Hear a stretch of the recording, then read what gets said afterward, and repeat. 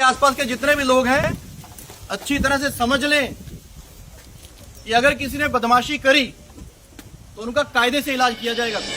বঙ্গের শেষ দফা ভোটের আগেই যেন হিংসাত্মক পরিবেশ।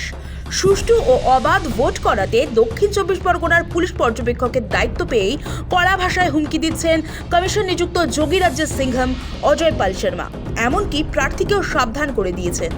आसपास के जितने भी लोग हैं अच्छी तरह से समझ लें कि अगर किसी ने बदमाशी करी तो उनका कायदे से इलाज किया जाएगा। फिर ये जहांगीर के घर वाले भी खड़े हैं, उसको बता देना कायदे से। অজয় পাল শর্মার এই বক্তব্য সংবাদ মাধ্যমে ছড়িয়েছে, যা নিয়ে যথেষ্ট আলোচনাও চলছে। এর মাঝে ওই পুলিশ অফিসারের হুমকির ভিডিওটি শেয়ার করে প্রশংসায় ভরিয়ে দিয়েছেন বিজেপির আইটি সেলের প্রধান অমিত মালব্য। আর তার পোস্টে মন্তব্য করতে গিয়ে দলের অন্যতম সর্বভারতীয় মুখপাত্র অজয় আলোক রাজ্যের মুখ্যমন্ত্রীকে গুলি করার হুমকি দেন। বিজেপির অন্যতম সর্বভারতীয় মুখপাত্র অজয় আলোক লেখেন, লাথি খাওয়া লোকজন মুখের কথা শোনে না, নির্বাচনের ফলাফল বেরোনো পর্যন্ত এরা না পালিয়ে যায়, হুমকি দিলে তো গুলি খেতে হবে দিদি। এটুকু লিখে তিনি মমতা বন্দ্যোপাধ্যায়কে ট্যাগ করেছেন, আর তাতেই স্পষ্ট হুঁশিয়ারি। এই পোস্টের স্ক্রিনশট নিয়ে তৃণমূল পাল্টা জবাব দিয়েছে।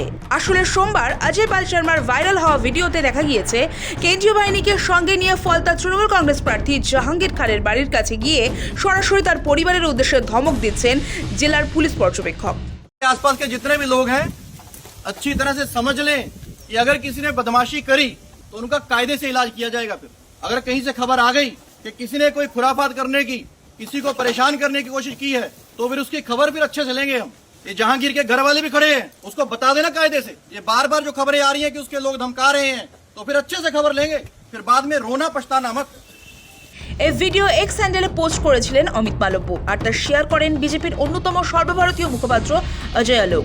এটুকু লিখে তিনি মমতা বন্দ্যোপাধ্যায়কে ট্যাগ করেছেন, আর তাতেই স্পষ্ট হুঁশিয়ারি। এই পোস্টের স্ক্রিনশট নিয়ে তৃণমূল নেতৃত্ব পাল্টা জবাব দিয়েছে। তৃণমূল কংগ্রেস এই ঘটনাকে উত্তরপ্রদেশ ও বিহারের রাজনীতির সঙ্গে তুলনা করে কড়া প্রতিক্রিয়া দিয়েছে। তাদের সোশ্যাল মিডিয়া পোস্টে লেখা হয়েছে, ইউপি বিহারের গুলি মারো আর ঠকদো সংস্কৃতি এবার বাংলায় আমদানি করতে চাইছে বিজেপি। প্রধানমন্ত্রী মোদী এবং অমিত শাহের আশ্রয়েই এই ধরনের কুৎসিত সংস্কৃতি মান্যতা পাচ্ছে। বাংলার মানুষ ইভিএমে এর কড়া জবাব দেবে। তৃণমূল আরও প্রশ্ন তুলেছে, যদি রাজ্যের খোদ মুখ্যমন্ত্রীকেই এভাবে প্রকাশ্যে হুমকি দেওয়া হয়, তবে বাংলার সাধারণ মহিলাদের নিরাপত্তা কোথায় গিয়ে ঠেকবে? সম্পূর্ণ ঘটনায় নির্বাচন কমিশনের নিরপেক্ষতা নিয়ে ফের একবার সরব হয়েছে শাসক দল। মুখ্য নির্বাচন কমিশনার জ্ঞানেশ কুমারের নাম উল্লেখ করে তৃণমূল লিখেছে, কমিশন চুপ কেন? জ্ঞানেশ কুমারের চোখের ওপর থেকে ঠুলি আদৌ সরবে? বাংলাকে পাওয়ার জন্য আর কি করবেন? বাংলার মানুষ কিভাবে অপমান করবেন? আর কতটা ঠিকই আছে, সিংহম নিয়ে আসবে।